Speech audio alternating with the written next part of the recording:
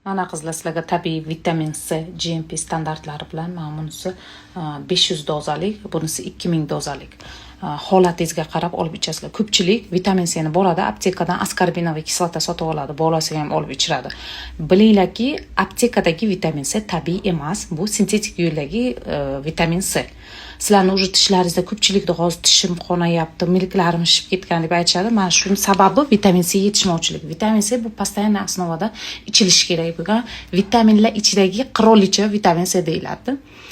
Vitaminlar qiroli deyiladi. Shuning uchun sizlar обязательно vitamin C ni doimiy постоянный основада ichishlaringiz kerak. Immunitet pasayib ketishi ham, temirni so'rilmasligi, gemoglobin tushib ketadi. Temir so'rilmaydi. Bular hammasi vitamin C dan. Vitamin C yetishmasaga sizda temir so'rilishi bo'lmaydi.